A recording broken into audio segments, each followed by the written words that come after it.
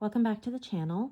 So today is Saturday morning, and it's early. And I thought what I would do today is just to do a relaxing page in Botanicum using my zigpen colors. I had a request for my favorite leaf combination that I use, and so I have quite a few, but I thought I'd show one of my leaf combinations that I use all the time in this page. I'm also going to use some soft pastels and my Carandachemuseum Aquarelles. So I thought it'd be fun to just go through a page. I'm going to slow it down a little bit, so it's going to be a little bit of a longer video, and I'll talk through as much as I can that's interesting, but I thought you might want to spend Saturday with me coloring a page in Botanicum. So with all that said, thanks so much for subscribing. Thanks so much for your comments. I'll get right into the coloring. Let me know any questions. Thanks all. Okay, so we're going to get started on this page of the plums and the little girl in the swing. And the first thing we're going to do is tackle the leaves. So with my zigpen colors, I'm using a combination of true green, cactus green, and leaf green. That is from dark to light, and that is a color combination for leaves that I use all the time. So if I could recommend one that I think everyone would like, that is a great one. I have a lot of color combinations that I do for different shades of green, dark leaves, moody leaves, but this is kind of a general, kind of all-purpose green combination. So you've seen me work with zigpen colors before. I lay them down very softly in broad strokes, as you can see, and I push the dark color to the back. So I lay the dark color, then the mid-tone, and then the light color, and again, just long strokes and push the dark color towards the back of the leaf. So that is how I color leaves with my zigpen colors. So you can see like long stroke. Again, that's what the magic of these pens are, because they're brush tips. You can do these long kind of calligraphy or lettering type of strokes and then blend them all together. They work really well on this paper. So any of the books by Gibbs Smith, be it Hannah Carlson or Gibbs Smith, I think, is the U.S. publisher, but I think any books by Maria Trolle or Hannah Carlson that they publish, the zigpen colors just work so well. So you can see, again, it's the same method. I wanted to show this in real time so that you can see kind of how this works with zigpen colors. The pressure is kind of medium here. It's not too light, but it's not too firm. You want a little bit of pressure just to be able to push that watercolor towards the edges, the dark color. So you want to just play with this a little bit, but it's really about taking your time, doing those long strokes into the color. I just think it makes a really big difference. I'm going to put some music on in the background, and you can just watch me color some of these leaves in real time. Feel free to skip ahead if you want to go on to the next element.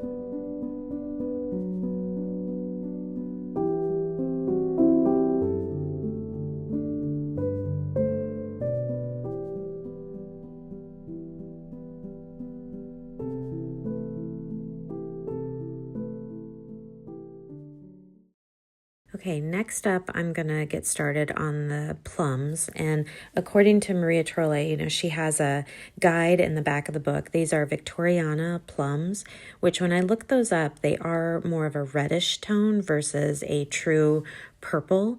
And so for that, instead of doing my Zig Clean colors, I'm actually going to bring out my museum Aquarelles and do them with watercolor pencils, which really is my favorite way to do fruit. So any type of fruit, I just think watercolor pencils gives it a very realistic look to it. So these watercolor pencils are beautiful. If you haven't used these before, I haven't actually used them in a while. They are expensive, I know, but they are kind of like the top of the line watercolor pencils, and they're worth trying. We have a introductory set in the store of 12 pencils. That's how I started before I got this huge set. I just got a few pencils and gave them a try, and I really liked them. Are they necessary? No. If you have the Albrecht Dürer or the super colors or any type, the Artex watercolor pencils, any watercolor pencil will work with this look. I think that these are fun, and if you love art supplies, these are definitely, I think, a fun supply and worth it in my book. But I am just using a bunch of plum shades. I'm not exactly sure what shades I'm going to use, so I'm going to start with the darkest color and then work my way to the light. I eventually do bring in a green. I think having some plums that are a little bit unripe makes it a lot more realistic. And then I did decide there that I needed more of a red tone, so I brought in the purplish red. So again, you can start with a variety of pencils and then just kind of work your way on what you're going to think you're really going to use. So here I'm just kind of putting them in order that I think will work for the plum, going from dark to light and getting started with the dark on the top and then moving my way to the light. This is a very light pressure. These pencils are extremely pigmented, and I didn't want a really dark color for these plums. I wanted them to be just very kind of light, natural looking for the color, not too saturated. So again, I'm doing a light put down of the color and just going from dark to light. I do try, you'll see me in a little bit, I do try putting down the light color on the entire plum and then adding dark colors as I go. And I think it adds, honestly, I think it adds too much pigment to the spot on color books. So I would highly recommend, if you're using these highly pigmented watercolor pencils, just go from dark to light. Don't worry about it. I do pull the colors into the other colors as I go along. So you'll see this light color, I kind of go up through all the colors just to make sure that it's all blended. But I don't do a very heavy pressure here. It's just to get the color down. The magic with these pencils is because they're so pigmented, when you add the water, it just makes the perfect amount of color. I also don't usually bring my watercolors all the way to the end of the element. So you see that kind of white spot down there at the bottom. I do end up filling that in with a little bit of light green to make the plum look unripe. But usually I would just leave that little bit of white there so that the watercolor just kind of blends into, like naturally gradiates into the white. But here I'm starting to use the water. So I've got my carandache water pen or water brush, excuse me, my water brush, and I am dipping that into water versus using the push on the side of the pen to dispense the water. I'm instead just using it more like a real paintbrush. So that is what I'm doing here, and just very lightly. Again, you don't want to oversaturate these pencils with water. You are working in a color book. The paper is good on these Maria Trolle books, but it's not great. It can't handle too much water, so you want to be careful how much you use. But you can see those aquarelle pencils, again, a light layer of the pencils because that's the look that I'm going for. They just blend together beautifully. You can see how they graduate down into the little white spot down there at the bottom, just to make a very natural looking plum. And again, that's the look that I was going for, why I wanted the watercolor pencils. I kind of wanted that modeled look for the plums to make them look very natural. Doing the same thing here, starting with the dark and then I'll put down some light and then go down into the very lightest color. The nice thing about watercolor pencils too, I find, is that you don't have to be perfect. So you can see, like, I'm not worried about blending. I'm not worried about anything here because we're using our water. It frees things up a little bit. So if you want to do some relaxing coloring, I would highly recommend like those Zig Clean Color brush markers, some watercolor pencils, and some water. And I just think you can't go wrong. You don't have to be precise. You don't have to worry about the perfect blend. That I get it. We all love to do that sometimes with our colored pencils, but I was not going for that this morning. I just wanted to get some color on the page and just make a really soft, pretty page. And so my watercolor pencils are perfect for that, as are my Zig Clean Colors. So there's just something about these two art supplies that I find really relaxing.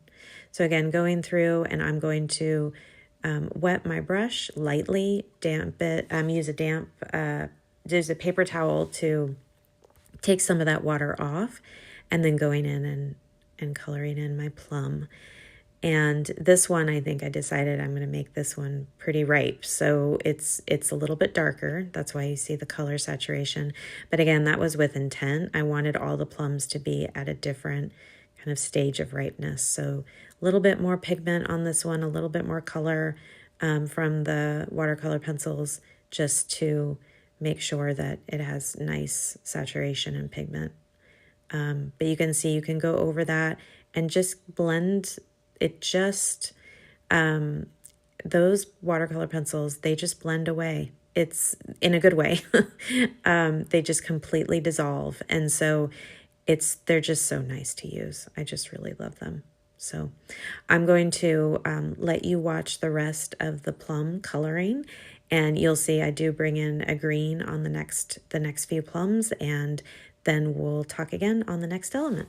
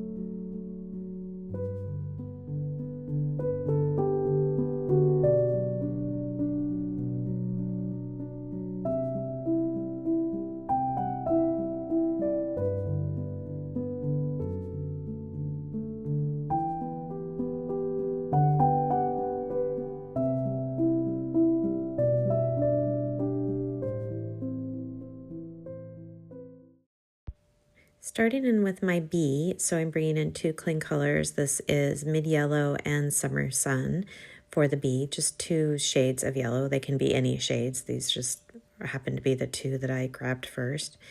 So just making a little bit of the bee for the yellow, and I'm also going to use this yellow for her hair. So I'm going to make her blonde. I do find that Summer Sun was probably a little orange for what I was going for here for her hair.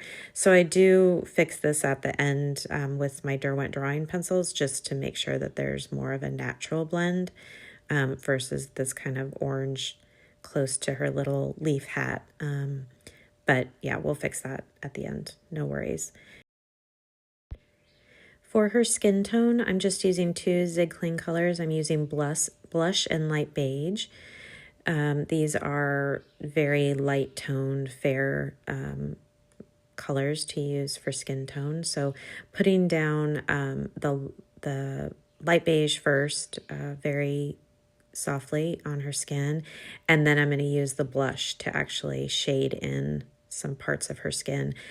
I don't use Zig Clean colors. If there was more skin than this, I would use Zig Clean colors because I think the blend just isn't good enough for doing portraits or skin. I would bring out my soft pastels, my pan pastels, but for these little areas, they work just fine. So again, bringing in two tones to give a little bit of shading and make it look a little more natural with these Zig Clean colors.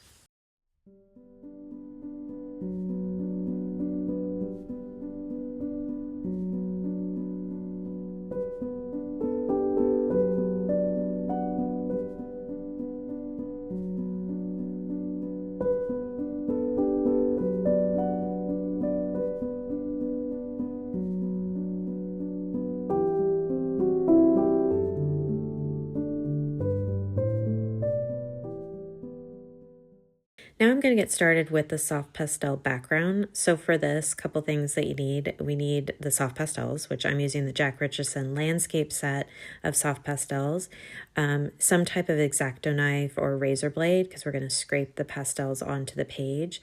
I'm using my Holbein painter's artist tape, so putting that down to protect the other side of the page.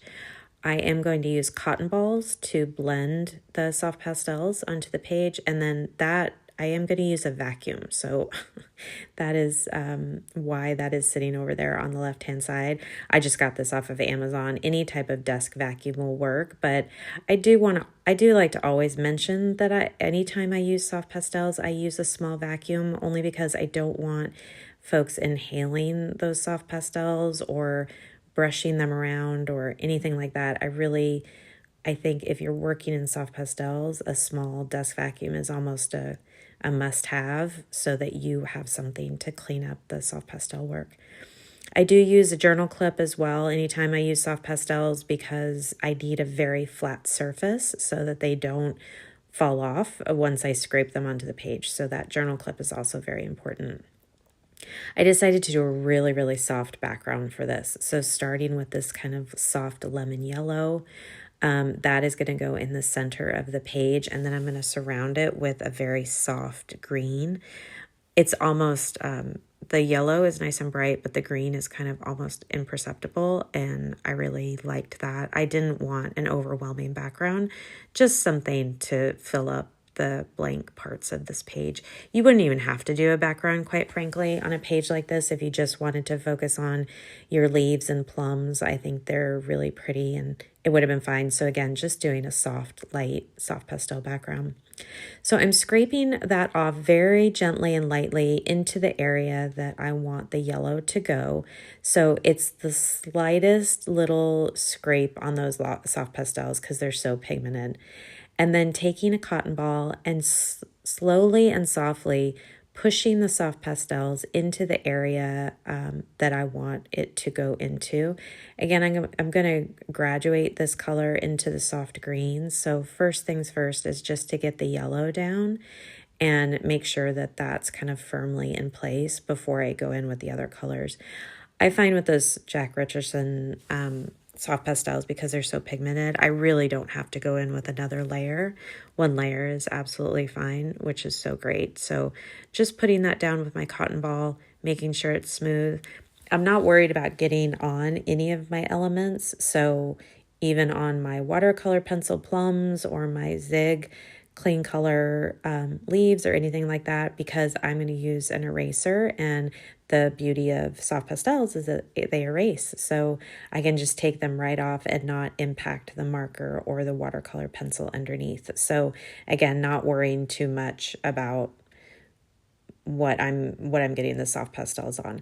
I'm also not worried. Her dress, I wasn't exactly sure what I was going to do with her dress, so I just didn't worry about if the soft pastels got on there, because I knew I could erase it once I decided what color to make her dress.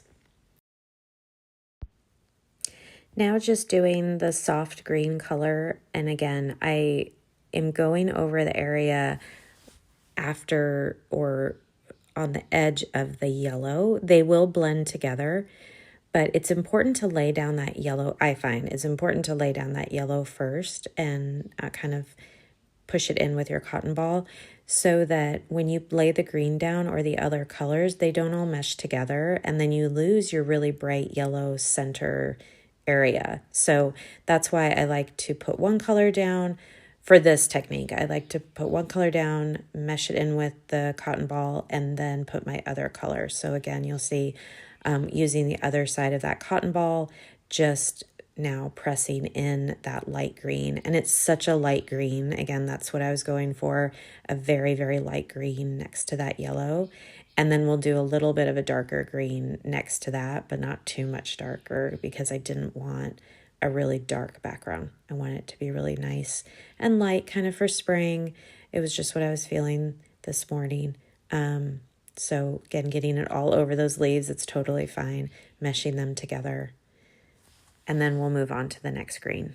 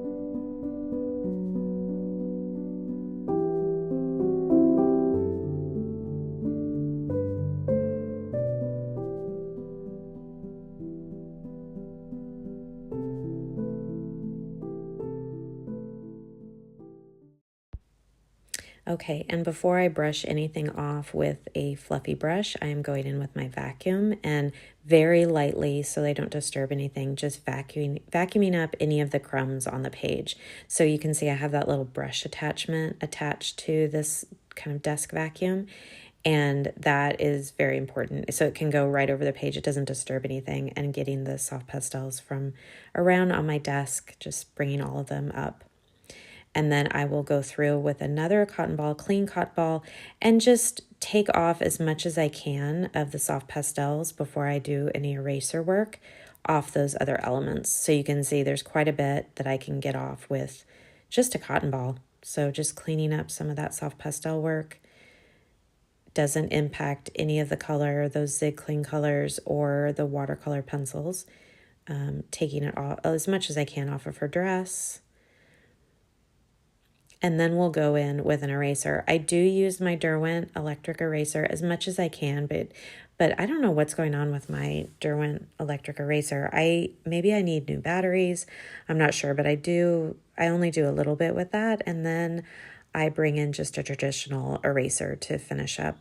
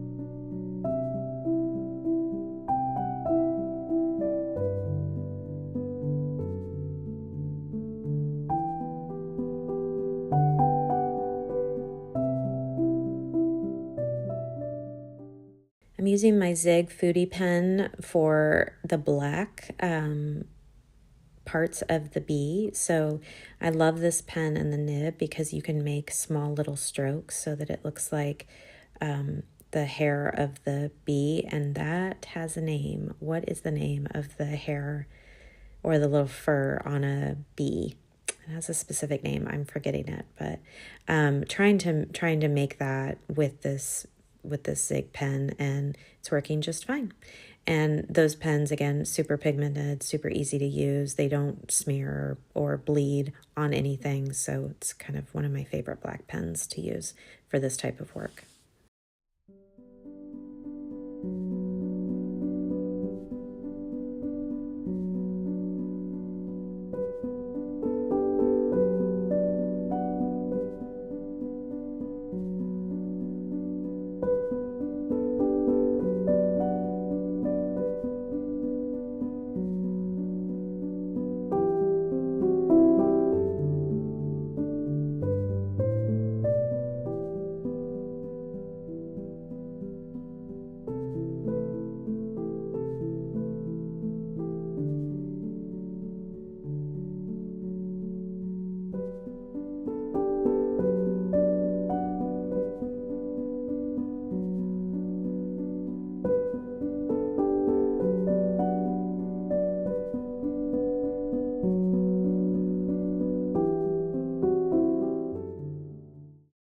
I decided what to do for the dress, so I decided to make her dress blue, and the three colors that I used was iris blue, hyacinth blue, and haze blue. So I'm sorry, I forgot to show that before I went in with those colors, but those are the three colors that I'm using for her dress, and again, just trying to make it look a little bit kind of watercolory look to it, just softly putting those down, putting the dark around the edges, and then slowly going into the center with the light blue.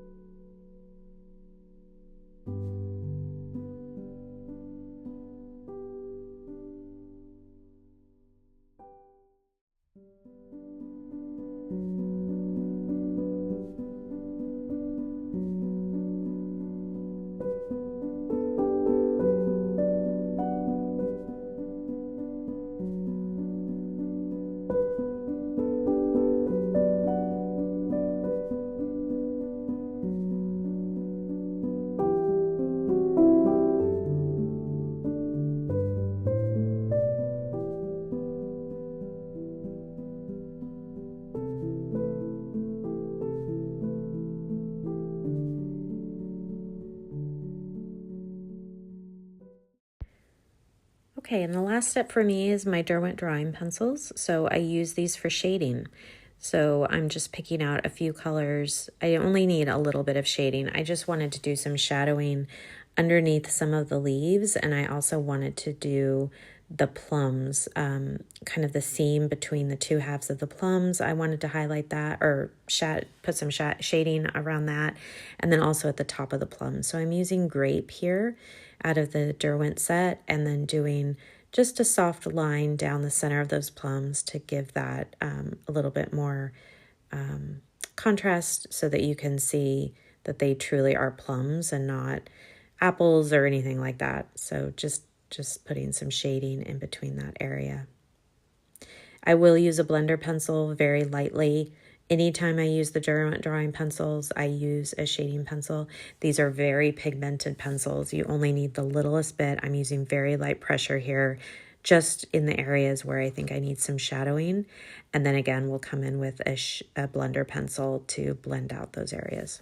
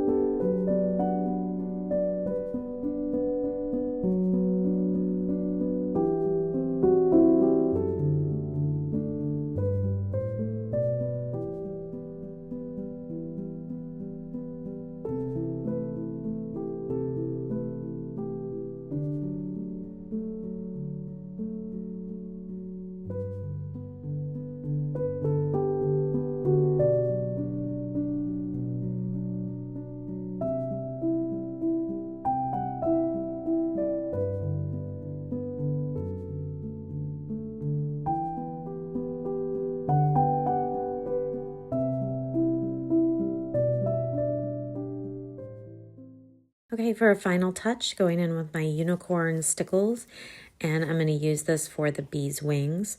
So just putting this down and meshing it into the entire area of the wing.